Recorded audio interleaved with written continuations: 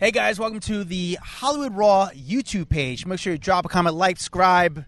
Do all the fun things. Follow everything. We're here to entertain you guys. What are you waiting for? Hurry up, let's go. Enjoy. Welcome to the Hollywood Raw podcast. I'm Dax Holt. I am joined not by Adam Glyn today. Adam is out in Arizona. He's covering all the Super Bowl parties, everything that's happening out there. This is probably one of the best times of year for him because he's blanketing all of the parties and everyone is kind of in one spot at one time. So I got Ryan Bailey, who you guys have been asking for numerous times to come on. He's got an amazing podcast. It's called So Bad It's Good with Ryan Bailey. Hello, buddy. Thanks for joining me.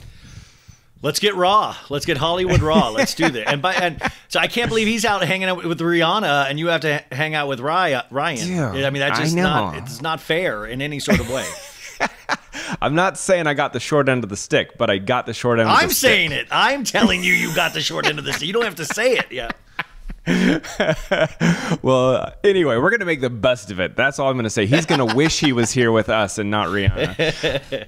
But before we jump into that, I want to read a couple reviews from you guys, as we always do, as a little thank you for leaving them. This one comes from, let's see, Jen from Missouri. She said, one of my favorites, my weekly favorites, 5 stars. I look forward to the Raw Rundown every Friday, a reliable and fun podcast I can depend on for giving me all the good info. Thanks, Jen. Appreciate you taking the time to write that. And then this one comes from, let's say, Mermaid in a Lake. 5 stars, delicious, such a fun, lighthearted podcast. Love hearing all the scoop about what my life would have been like if I had been switched up Earth with some movie star. Keep up the great, entertaining work you guys do. Well, great reviews. Thank you. You know that those mean the world to us, so I really do appreciate it. All right, let's jump in.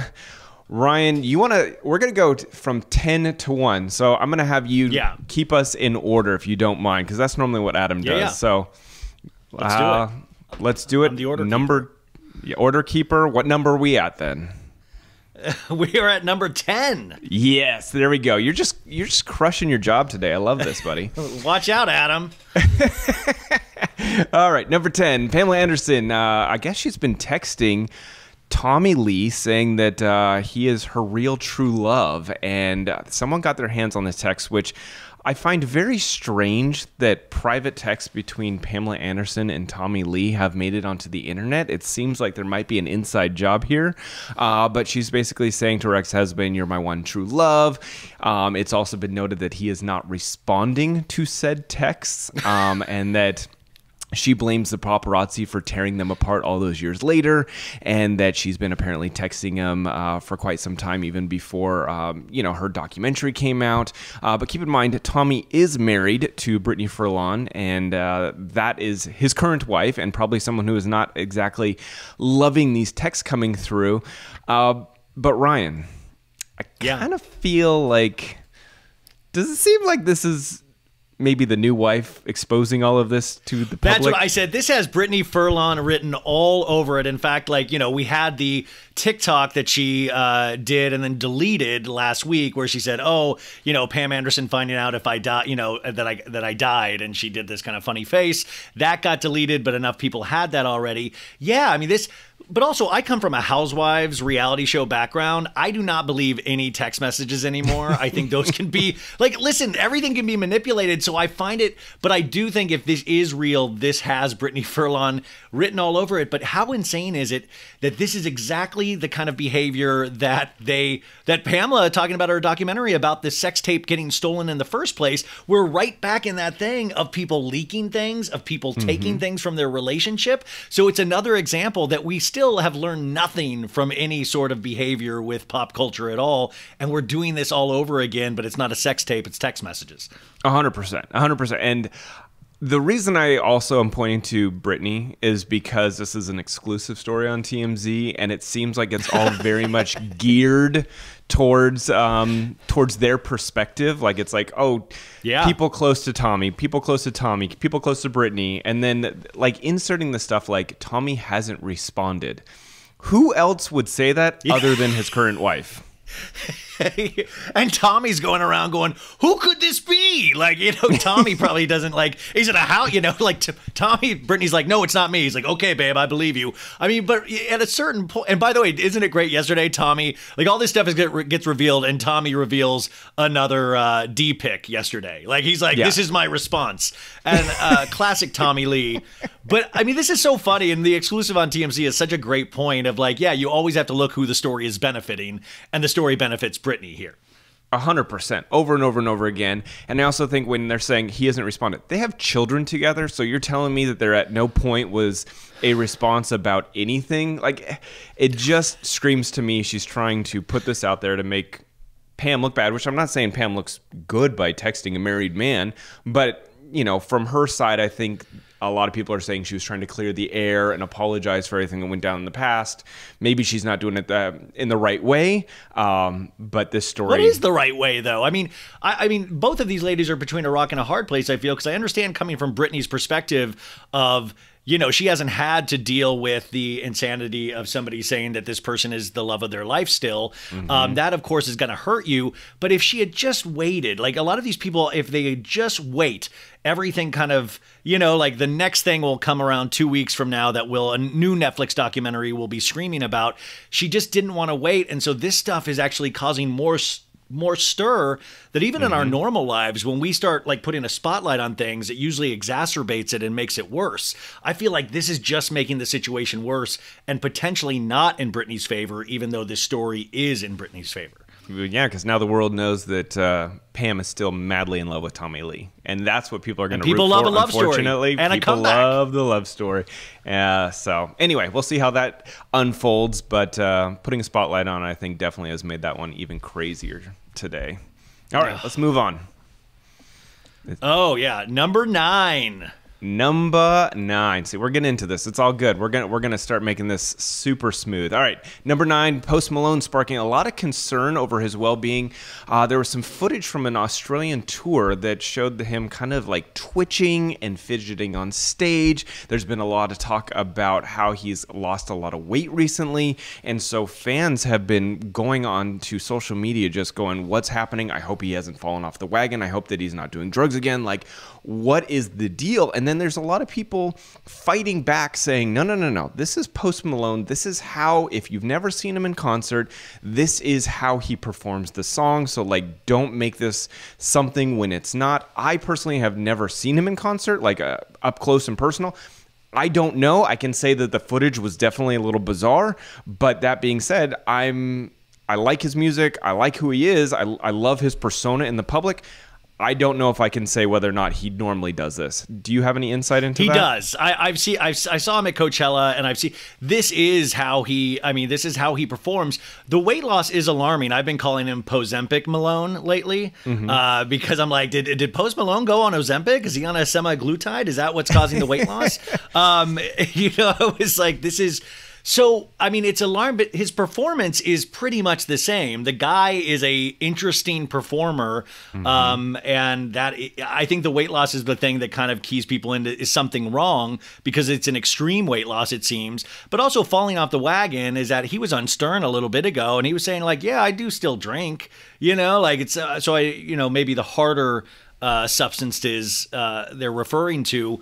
But yeah, I mean, this just. To me, that's how sad. To me, I was like, "Damn, I wish I had Post Malone's body." I never thought I would say that. I was like, "Wow, he looks really good." So there was some people. I guess they had told TMZ. Some sources had told TMZ that he had gained weight for a movie role, and then since has like tried to work it off with a super strict diet. Listen, I don't know if that's the case, but that is kind of one other point that people are pointing out is that maybe it's a weight loss, not necessarily a bad thing, but an actively trying to lose weight. Post Malone is going to be like a Robert De Niro. He's Tom Hanks in Castaway all of a sudden. That's amazing. He is Christian Bale in The Machinist soon. The Machinist 2. This time it's personal. Yeah. All right, let's go on to the next story. 8, Britney Spears. All right, number 8, Britney Spears. Apparently, friends and family had planned an intervention for her, afraid that she is going to die. And listen, as sad as this story is, I'm not surprised by it with all the craziness that has been going on over the last years, or I guess more since her conservatorship ended. She's had like these bizarre episodes where people see her out in public kind of acting weird. I follow her obviously on Instagram, which is the weirdest probably person to follow on Instagram because it's always erratic and all over the place. So I'm not surprised by this, but it sounds like her family had kind of got together, including Sam, her husband, her manager, an interventionist, some doctors, and they were going to try to convince her to get help. Keep in mind, Jamie Spears and Lynn Spears and the two sons were not involved in this intervention, or that would really go south. But they, I guess she got wind about this intervention and ended up, it somehow crumbled apart, but that she is apparently willing to see a doctor. Well, I mean, listen, I mean, it's a frustrating story because, of course, we all see that there's obviously mental issues. And I think even Britney at this point would admit that everything isn't going swimmingly, but also look at her past. Of course, that's going to eventually get you to some place like this. I think the issue, I mean, my first thing reading the story was like, wow, what a way to find out that you had a failed intervention. Like, we know also... We know that Britney Spears does not like being talked about. She actively works against it. So this thing to me is like poking a bear where it's like, okay, now I can already see the Britney Spears Instagram post later on today or tomorrow about this story. And it's going to be this long... And by the way, the Instagram is weird, but it's like, man, I follow a lot of people and a lot of just normal people like myself, and we're weird too. Like, that's part of being free, is being able to be as weird as you want on Instagram. It's just that Britney Spears is Britney Spears. But I think, once again, it's like we're the fact that this leaked out, to me, is the disappointing fact. I mean, I know that she needs help. I mean, but also that lawyer, Matthew Rosengart, assured us that she had the right people around us. So... I don't know. I mean, it's one of those things that she doesn't seem to be like being talked about or theorized about, but that's all we still kind of do because there is so much mystery wrapped up in this. 100%. And the fact that they had like rented a mansion allegedly to basically have her live in for like a month or two to get healthy, I'm thinking that is the last thing that she's going to want to do, be locked inside a house once again without having the control. That she's going to rebel against that. But on the other side, I'm like, if she is not doing well, how do you get someone to get help if they're not doing well and they don't want that? Yeah, I mean, I don't know. Listen, I hate to say a huge fan because that's so weird on the show, but I used to watch Intervention all the time, if you remember that show. And it was always that kind of wild thing of how you get them there, and it was this just intense hour of television that was gripping, and you kind of watched it as entertainment, not realizing, oh man, these are like real life people. And it's the same way here, is that like, I don't know how you begin to tackle a problem like Britney. And I don't know if I mean, it's obviously not our problem, and us inserting ourselves or even these leaks, I feel like that's the opposite of anything involving an intervention needs, any kind of leak at all. You know, the people that actually care about you will keep these things private for the benefit of the person, I believe. I feel like that is a very good point. Very good point. Like that, it shouldn't have even been out there, letting the world know that her family is because it just adds more fuel to us. I mean, I can already see the TikTok videos. I can already see Perez Hilton. I can already see all of these people then doing what they do, doing what we do. You know, I talk about Britney all the time. I just think it's like, yeah, like we all see that there's issues. I mean, but also I can't imagine coming off the decade that she has and not having issues. I just don't know how mentally I would, or anyone would, survive a lot of this stuff happening. And like, listen, most people do have some form of mental disorder or illness, and we have the benefit of kind of facing that in private, and she doesn't. Yeah. No, you're right. You're right. All right, enough Britney. Let's move on. 7 with the Grammys. 7 with the Grammys. Well, the Grammys were this past weekend, obviously the biggest night in music. I'm going to be totally honest, Ryan. I forgot the Grammys were on. Wow, how far the Grammys have fallen. You forgot you didn't even look at Twitter at one point and said the Grammys were on? You know what it was? We had friends over, and I was outside like playing baseball with the boys. And you and these friends. Look, I have friends. Wow, jeez. And next thing you know, it was like I was getting into bed and like looking at my feed, and I'm like, holy crap, how did I forget that the Grammys were tonight? Like, it's the one show that I truly enjoy watching because it's fun to watch all the different performers and musical acts and all this stuff. And so like I really always get into the Grammys. And so my experience of the Grammys this year has all been through clips from the Grammys. I did not watch the full show. So if you have anything that maybe I you watched love the full show. you, I watched it. I mean, listen, I don't have friends and I don't have a life. I don't play baseball with the boys or even move my limbs anymore, but I watched it live. And I mean, I would have preferred to have forgotten the Grammys were on. I mean, it's just such a cluster. It's like a 3.5-hour ceremony.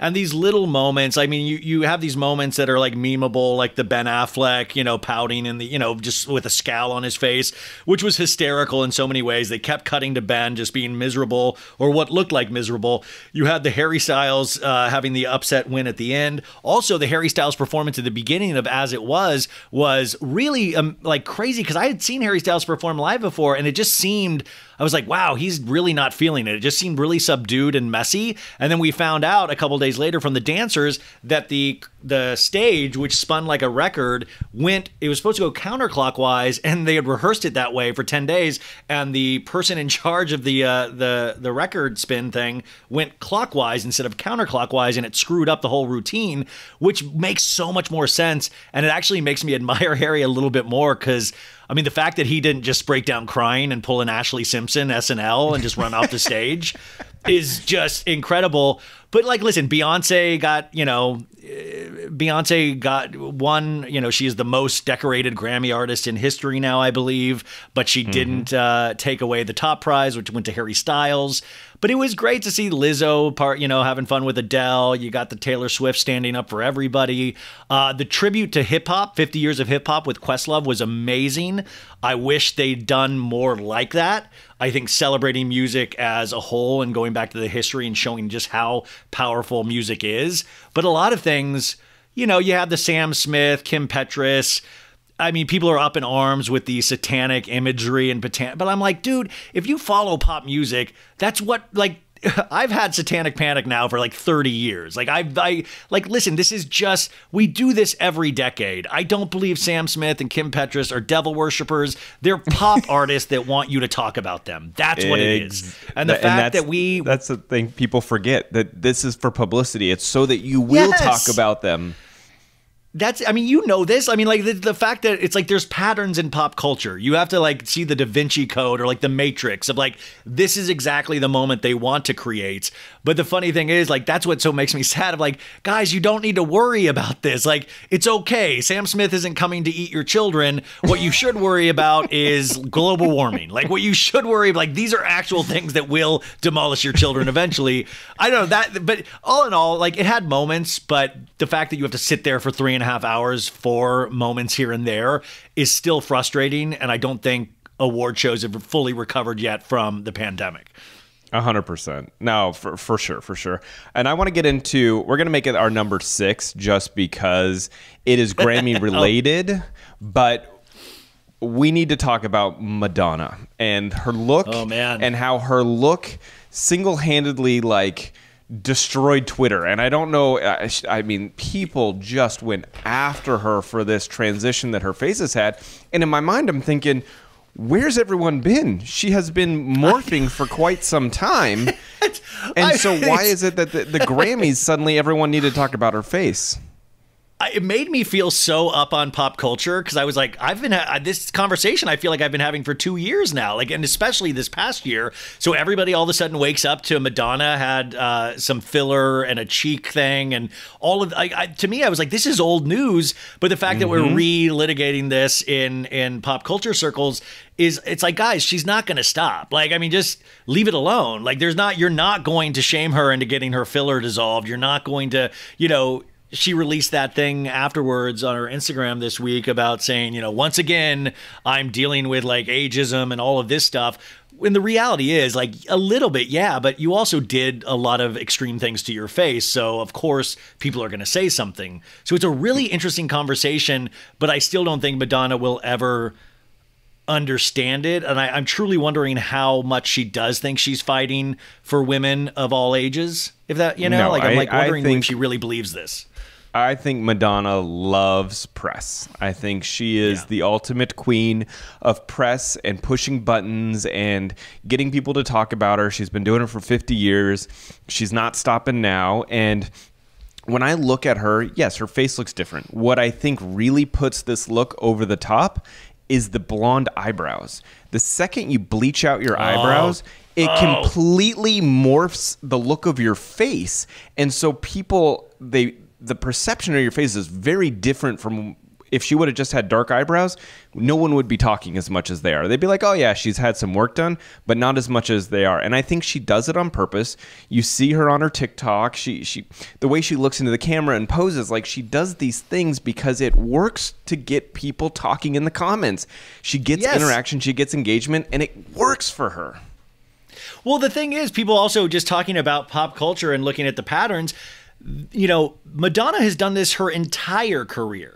Madonna has done just this. It's just not with her face. But Madonna has changed up her looks. Madonna has gone after religion. Madonna has gone after sexuality. This is Madonna's playbook. Now, I don't think she planned to mess up her face quite extremely, but I think this is part of the Madonna playbook, and she has a tour to sell. Like, she's doing the 40 Years of Madonna tour that's, I don't think it's gone on sale yet, but I don't know. Anyways, to me, this is par for course for Madonna. It just doesn't change. It's just that we're more uncomfortable with it because we're uncomfortable with watching celebrity women get older. And it does make us very uncomfortable. But also the eyebrow, Dax, you're totally right. On my show, I've taken a real stand against bleaching or shaving your eyebrows. Amelia Bedelia, Lisa Rinna's daughter, did it. And who's the other one? Kanye's Julia Fox. Julie Fox. Okay. Julia Fox, yeah. What's your stance on bleaching buttholes? That I'm actually really in support of. I really come out in support of the bleaching. That actually, it's good. It's a good cause. I think if everybody can just do it, I think you're going to see a difference. No, she did put out a statement. She said, you know, the world is threatened by my power and by my stamina, my intelligence, and my will to survive, but they will never break me, and this is all just a test. So it's really Madonna being Madonna. I love it. It's all right. I like when pop culture gets that serious. It's all a test. It's a test. It's all a test. It's like Lord of the Rings. No, Madonna. Yeah, exactly. All right, moving on. What number are we at, buddy? 5. Number 5. Bill Gates. All right. Bill Gates, obviously everyone knows him as the Microsoft co-founder, is now dating Paula Hurd. Paula Hurd was married to Mark Hurd, the CEO of Oracle, and the one-time boss of Hewlett-Packard, who died back in 2019. And for a while, you know, Bill and Paula were kind of seen out and about, but no one really knew, hey, are they together or not? There was just kind of rumors floating around. Well, they were sitting, I want to say it was like front row at the Australian Open, and everyone started talking. Well, it looks like they are, in fact, in a relationship. They've got a couple, they don't have kids together, but each one of them has kids, and they're kind of making this joined family. And listen, I'm happy for him. At the end of the day, I like when people are happy. And, you know, he went through a very, very high-profile divorce. She lost her husband. And so, you know, if this is a relationship that works for them, this is awesome. And I think it's got to be really hard for him to go out and date, being one of the richest men in the world. And you're like, who do you find that you know isn't there for the money? You know what I'm saying? And this would be someone who is not in it for the money. Yeah, you're not going to see Bill Gates pop up on Raya or like Hinge or something like that. That's impossible. But yeah, like Bill Gates is kind of like the tech version of Drake, though, because when he does date, it's always been kind of higher profile women, like not women that, you know, he's not going for the OnlyFans type girls. He's going for like really women with careers and families already. But Ryan, how good would it be if he started walking around with an OnlyFans model? Oh, I mean, I would be living for that. I mean, I would think that would be incredible. And then he would have to do an interview with Anderson Cooper, like sticking up for her, of like, Tabitha, you guys don't know, Tabitha's amazing. We have some of the best conversations about the world, about vaccines. We love it. You know, like, I would love to see Bill Gates standing up for an OnlyFans model.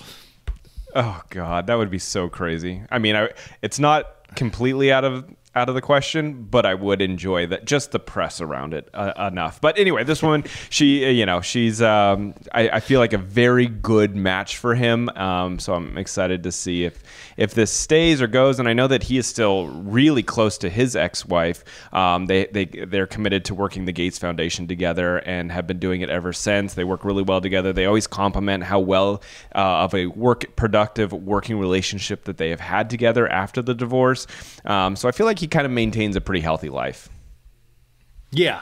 I mean, it could be a lot worse for a billionaire. I mean, he could be just wiling out, you know? Oh, the tough lives of billionaires.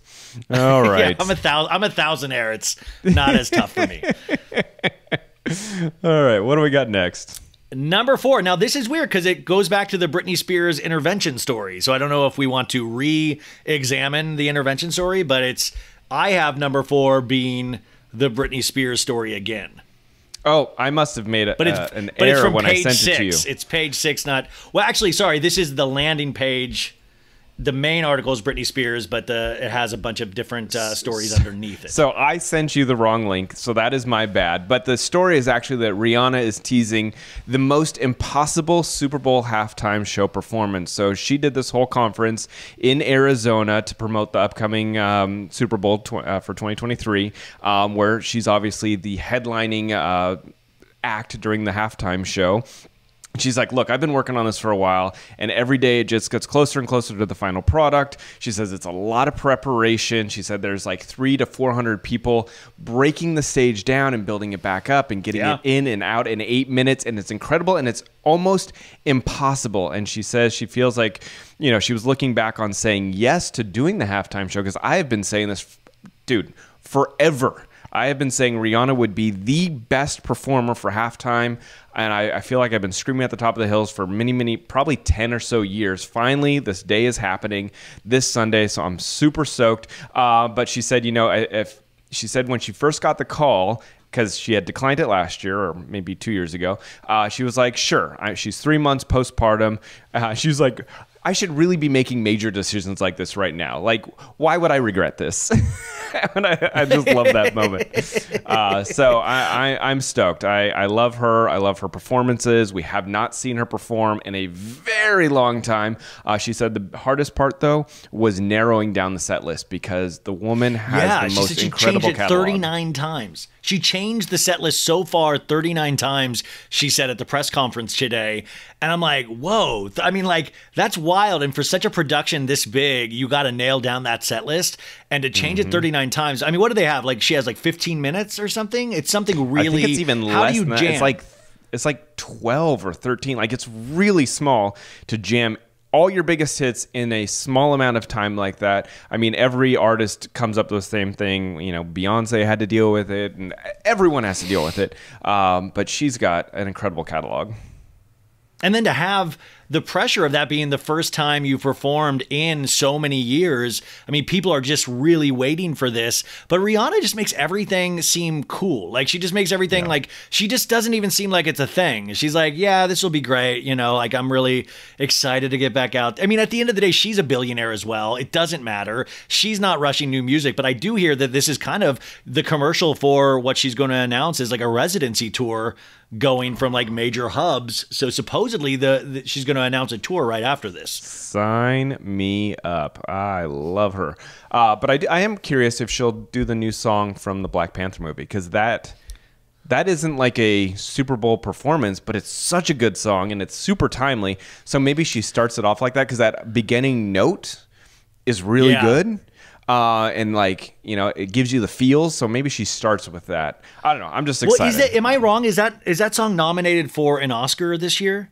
Yes. Yeah. Okay, because I'm thinking maybe she saves that for the Oscar and, save that for the Oscar performance. I don't know, but it'll be interesting. It is one of the newer things, but I don't know if she's going to go really hype for those 12 minutes, or actually have moments of like slowness or like building to a crescendo. But I mean, it's really nice of Rihanna to let the football game happen at her concert. I think that's amazing. I want her to play Work I want her to play Disturbia. Yeah. What's the Calvin Harris song? That one's so good. There's so many. All right. And do you think she'll have any which one. special guests? We have not had any leaks for special guests yet. I mean, I'm trying to think even even Beyonce had, I believe, a special guest. So I'm curious if there'll be anybody that comes out. Will we get an Eminem? Will we get a Drake? I doubt we will get a Drake. Her. You know what? She's got a lot of duets. She's got 2 songs with Eminem. I wouldn't be surprised if we see Eminem come out. That would be a good one because they've got some great songs together.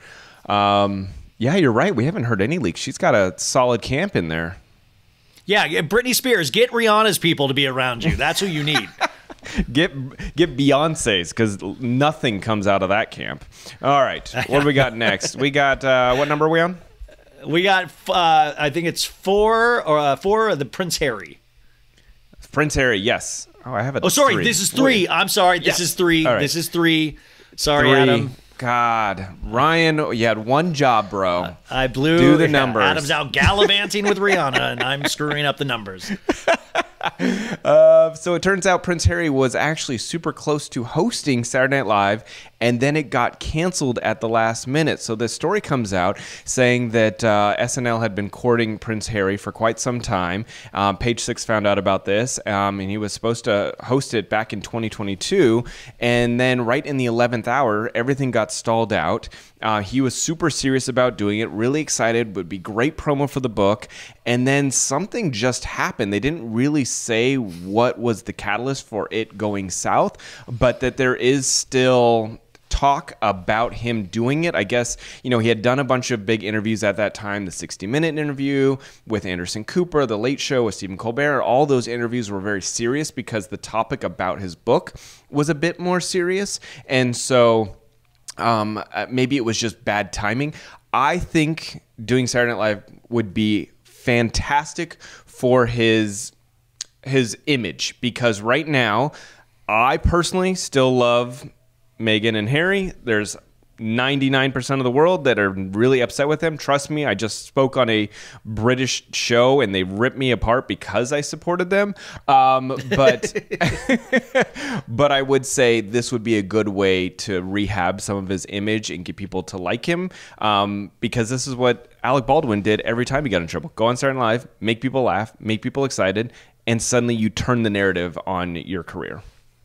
I just think I agree. There's just been so much intense focus on Harry and Meghan, and you had the 1-2 punch of the Netflix docuseries into the book, and I even felt there needed to be some space between those, and there wasn't. So I feel like there's an exhaustion level with them, even for the people that support them. I am one of those people that support them, but even I am exhausted hearing the talking points of the book and things like that. So yeah, it would flip the narrative. I also think you're bumping up against the King's coronation, and that is going to be a factor because we're still in, is Harry going to get invited or not?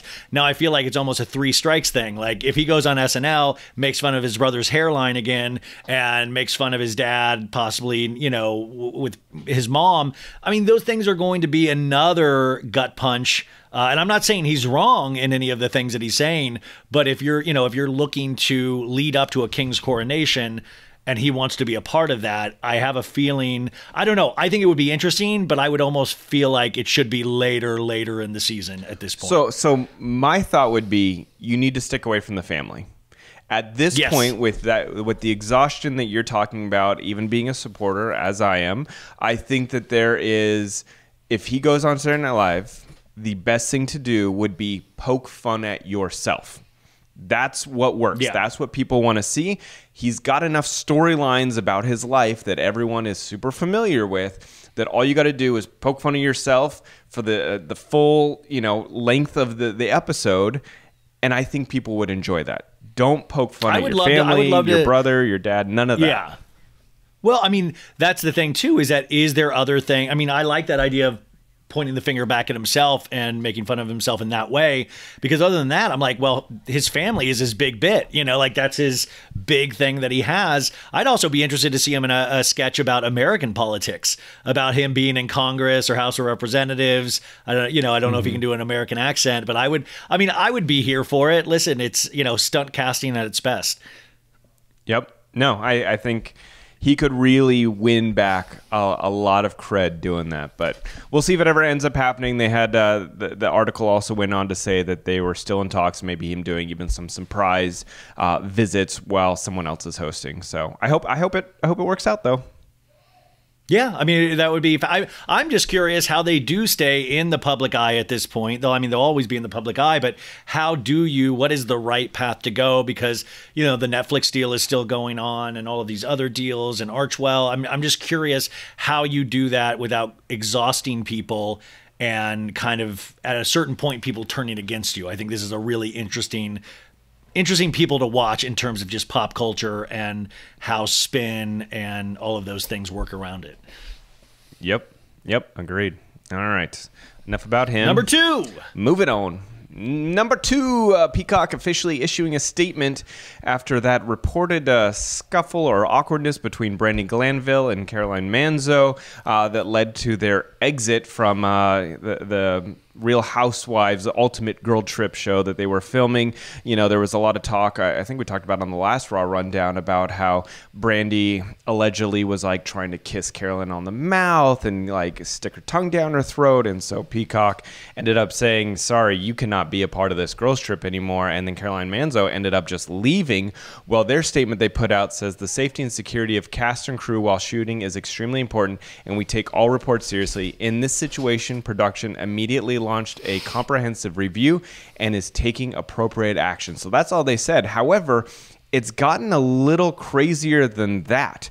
Page Six has put out another story saying it was not just kissing on the lips, but that Brandi allegedly touched Caroline's quote-unquote vaginal area and her chest, and that is really where things cross the line. I'm assuming all of this is on camera, so it's not like Brandi could deny it if that is the case, but I'm sure Peacock will use this to their advantage once the show goes to air. Well, I mean, this brings up a lot of interesting questions I've been talking about a little on the show, too, is that, well, actually, they don't have footage of it. They have audio of it because they went into a bathroom. So this happened behind a bathroom locked doors. So they have audio of it, which there's like somebody on the crew quoted as saying it's disturbing. But listen, this is a really thing because like we encourage this behavior out of our housewives sometimes. And if you watch Ultimate Girls Trip Season 2, Brandi did a very similar thing where she was hitting on all the ladies when she was drunk. This is like if you're looking at like Madonna's playbook, if you're looking at this to me would be in Brandi's playbook. You know, she gets inebriated and she starts hitting on everybody around her. And if she sees somebody's uncomfortable with it, she goes even harder on them. Obviously, this is past a point that was not acceptable for anybody involved. Also, the girls' trip, they filmed this in 8 days. And from what I hear, this happened like the day before the last day. Caroline removed herself, but like literally the show ended the next day. I think the other frustrating part of this is just, once again, all of these leaks happening. This show is not going to be out for more than a year at this point because they haven't even released season 3 yet. And this is season 4. So we already know what to, it's like I feel frustrated of like, we already know what this show is now. We already know what's going on and what to look for, and it gives hype to it, but can you have that go for a year, that hype?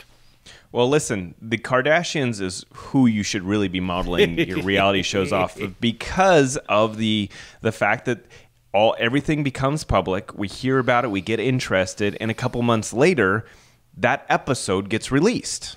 And so people are like, oh, I remember what that happened. Now I get to see it. I saw it from the media's perspective and Twitter's perspective, but now I get to see it from the Kardashian perspective. And they've done that for so many years. And that's one of the big reasons that they've been so successful. I think if people didn't have to wait a year, I think that would be better. I think it would be more timely. People would find out about it. Yes, I agree 100%. That's what I want. I know Peacock is on a certain schedule of like, okay, we got to finish Real Housewives of Miami before we air season 3 of Girls Trip. So they're on this schedule, but I think they need to start blowing it out a little bit more if these kind of big things are going to happen. That's just a personal opinion. Do you know when the 3rd season of the Kardashians will be on the Hulu? Have they announced that yet? I have absolutely no idea, sir. I feel like it should be. Because 1 and 2 are on the heels of each other pretty much. So I feel like, what's going on? We haven't seen a preview for season 3 yet. No, I'm not sure, but I do want to go back to what you said about the public encourages this. That's what people like about Brandi. And I think you're so right on that, where it's like the world keeps telling Brandi, like, be crazy, be wild, do things that are, going to get people to talk about you. And then she does it.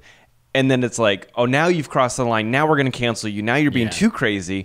I feel like that is a mixed message that the world does send out to a lot of these reality stars is we want to see you be crazy as possible, but like don't be too crazy because then you offend us. And again, this is a bit of a different situation because there's unwanted touching, there's crossing lines there. But that being said, I feel like we do that to a lot of our reality stars. Yeah, I mean, and I'm not saying Brandi does not have behavioral issues. Like, I mean, I'm not saying that this is not authentic to her and she's doing this as a bit, but I am saying that we do celebrate her and this kind of behavior. And, I think reality shows, we're kind of a more sophisticated audience as we keep growing with these things. And I think also we don't want to be lied to. So it's really tough, these narrow waters that they have to pass through now of like, even if you looked at Salt Lake City from this past season, Heather Gay had a black eye and she wouldn't tell us where the black eye came from. And it just became this whole thing about us getting mad at the cast for not telling us the truth. So it's really interesting. Like, we want this bad behavior, we want this truth, but at the same time, there are limits, and you'll be banished to the other worlds away from Bravo if you cannot. I don't know. It's a real guessing game on what plays anymore and what works. Yeah. Yep. All right. We've got there. We've done it. Ryan, we are down to the final story. Number 1, Armie Hammer finally sharing his side of the story, and a lot of people are saying, shut the fuck up. We don't want to hear it. But Armie Hammer, this is hilarious. He did his first kind of like sit-down interview, and it was with Airmail. What the hell is Airmail? So Airmail is a digital spin-off of Vanity Fair. It's produced by edited Graydon Carter, who does Vanity Fair as well. And so they're really putting a lot of big push on this right now. It's a digital subscription that you can get into. So you're going to see a lot of these kind of articles that kind of try to grab a little bit of your attention. And it's the people behind Vanity Fair. Vanity Fair. Okay, because I saw Airmail and I was like, he sat down with a no-name publication. I don't understand this at all, but he denied any criminal wrongdoing, stating that all of his sexual encounters were consensual. He did acknowledge that he had emotional abuse and the power dynamics were off in the relationships with women in their 20s. He also revealed he was sexually abused by a youth pastor for nearly a year when he was 13. Which he said his parents were aware of but dismissed.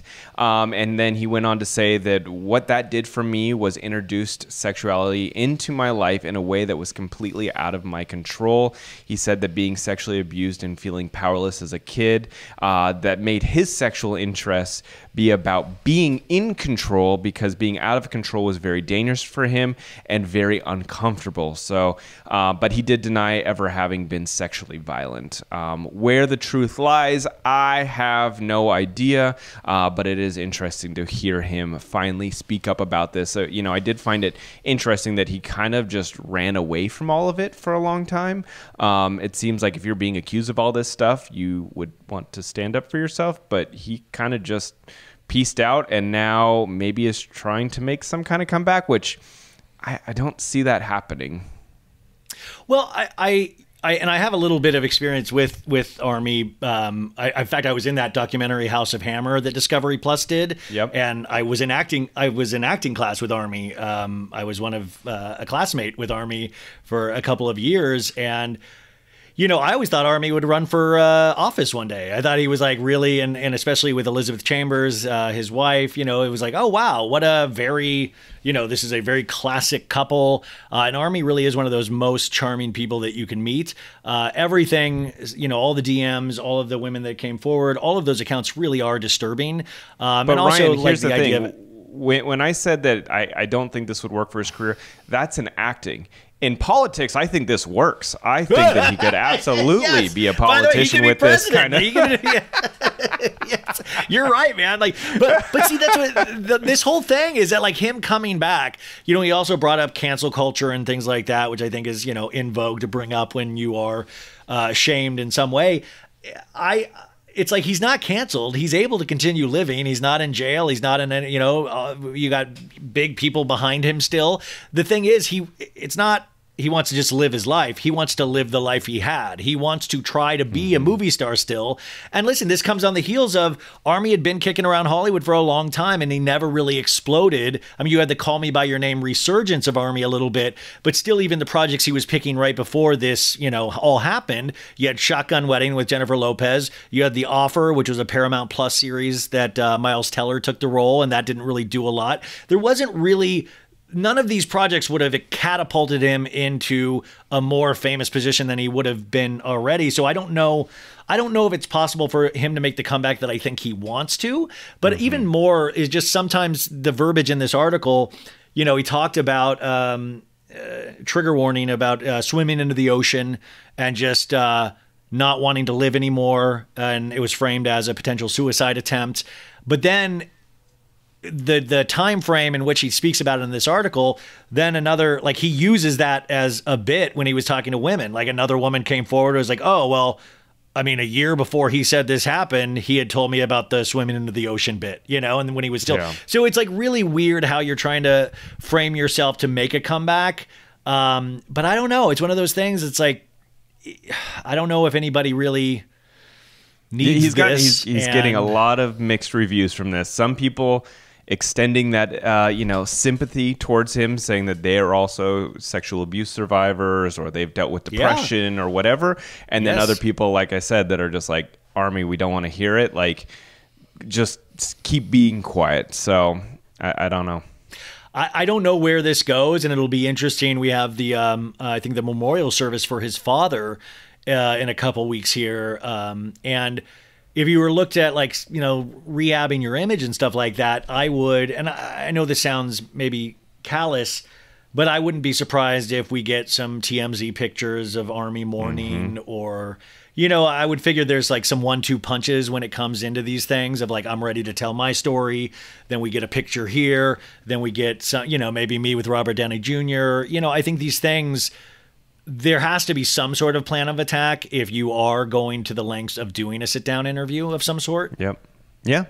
Crying pictures go a lot of way for sympathy in the public. Well, there it is. That is our top 10 Raw rundown for this week. Getting you guys all caught up on all things entertainment news. Guys, if you have not checked out Ryan's podcast, So Bad It's Good with Ryan Bailey, highly recommend it. I mean, clearly you can see just his personality from what we were talking about today.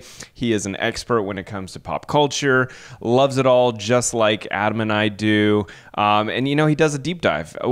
Give them your little, like, rundown of how you would tell people about what your podcast is about. Well, I mean, it's a celebration of all the pop culture we love to hate, really. But at the same time, it's really steeped in deep fandom of me being a little kid and loving pop culture since I was a little kid. But, you know, we do Housewives, we do pop culture. Like, I did a whole section on the Grammys. You know, it's really steeped in Bravo, a lot of it. But we'll go everywhere. We'll do pop culture stories every day. It's 5 days a week. It's a lot of personal stories too. My mom and dad are on a lot. It's silly. It has a very silly, fun, playful sense of humor. And we'll do straight up recaps of Housewives shows. I'm going to release a Vanderpump Rules season premiere one tomorrow. We do Summer House. So if you're a Bravo stan, you know, come on over. And then the So Bad It's Good with Ryan Bailey Instagram account is just me making really silly memes. And but come find me over there too. But yeah, this is just stuff like this to me is like the dream guest appearance, because I talk about this stuff to myself, you know, like I don't even need a mic. Like, this is the stuff before podcasts even existed that I was having, and I was made fun of because I didn't have friends to go play ball with like Dax does. So I would be the kid running out to get a hard copy of Us Weekly before the internet, and I would just watch Entertainment Tonight and Extra, anything I could get my hands on behind the scenes stuff. So this is just really living a dream right now of being able to talk about this stuff on the daily. And there's just so much to talk about, as you guys know.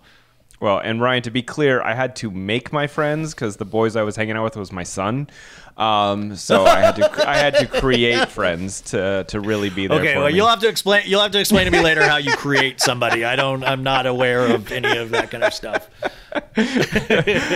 So yeah, go follow his IG. It's literally so bad it's good with Ryan Bailey. The whole thing without spaces. And then your personal you guys, IG. brevity is not my thing. Brevity is not my thing. It's IG at is Ryan Bailey 25, right? but I don't Ryan Bailey 25, but I don't really post on there anymore. I put everything on this so bad it's good. And yeah, hopefully, and like you guys will be coming on mine soon, hopefully, so we can continue the bromance over there as well. I love it. You were awesome today. Thank you so much. I'm really glad we had a lot of our co-listeners reaching out, just saying, guys, you gotta team up with Ryan. He's awesome. He's so much fun. Do something together. I don't know what it is, but do something together. So having Adam out this week, hanging out with Rihanna, gave us the opportunity to come together and bring our powers and combine I love them. it's so like thank do you. something together. Like, what are we gonna do besides a podcast? Are we gonna do a song? What are we gonna like do something Hey, together? listen, Like, let's listen, go you never know. volunteer somewhere or something. Awesome. I love it. Well, thank you guys for listening. Make sure you head on over to our social media. You can find us at Hollywood Raw. You can find me at Dax Holt. You can find Adam at Adam Glyn. We've got our private Facebook group called Off the Record, where, you know, Adam and I go in there and we tell you guys all the fun dirt. From things that we've seen on the street. We talk about all the stories. So if you just love pop culture, make sure you come join us there. And we got the YouTube page if you want to see the video version of this. And the last thing we always ask for is if you could stop by, leave us a review on the iTunes page. Helps out big time, and I'll try to read as many as I can at the top of the show before we get going. Give you guys little shout outs for taking the time to do that for us. Until next time, thank you, Ryan. And I'm Dax, and I'll see you guys next time. Bye. Thanks, guys. What's up, guys? If you like that video, there's plenty more where that came from. Make sure you like, subscribe, hit the bell so we can just feed you all the goodness daily. Hurry up. Come on, let's go.